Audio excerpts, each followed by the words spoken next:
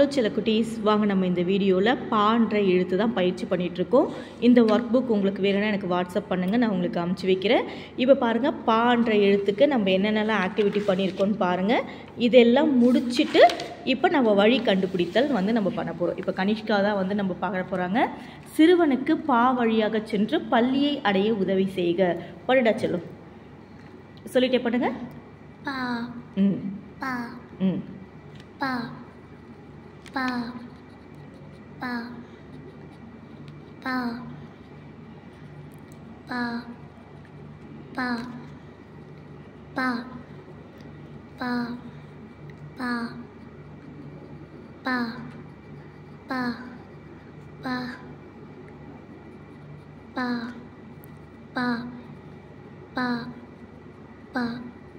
பா. Very good. இப்போ அழகாக ஸ்கூல் வழியாக வந்தாச்சு. இங்கேருந்து இந்த ஸ்கூல்கிட்ட இணைங்க. நம்ம ஸ்கூலுக்கு வந்தாச்சு. இப்போ இந்த பேஜை நம்ம கலர்ஃபுல்லாக மாற்ற போகிறோம். இப்போ கனிஷ்காவுக்கு பிடிச்ச நிறத்தை எடுத்து இந்த கோடுகள் மேலேயே அவங்க நேர்கோடு படுக்கை கோடுன்னு எழுத போகிறாங்க. அதே மாதிரி நீங்களும் என்ன பண்ணுங்கள், அழகாக பண்ணுங்கள். இந்த ஆக்டிவிட்டியை கண்டிப்பாக குழந்தைங்களுக்கு கொடுங்க. இப்போ அந்த கலர் கரெக்டாக தெரியாததால் ஊதா கலர் எடுத்திருக்காங்க. அழகாக அந்த கோடு மேலேயே போடுறப்ப பார்த்தீங்கன்னா அவங்களுக்கு கவனத்தை ஒருநிலைப்படுத்துறது ரொம்ப ஈஸியாக இருக்கும். இது ரொம்பவே முக்கியமான ஒரு பயிற்சி. கண்டிப்பாக உங்கள் குழந்தைகளுக்கு நீங்கள் பயிற்சி செய்யுங்க.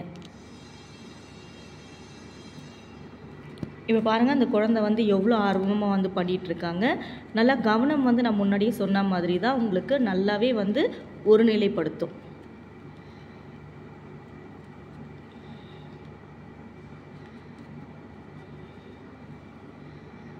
இப்போ அவங்க ஒரே கலர் யூஸ் பண்ணாமல் மல்டிபிள் கலர் யூஸ் பண்ணியிருக்காங்க.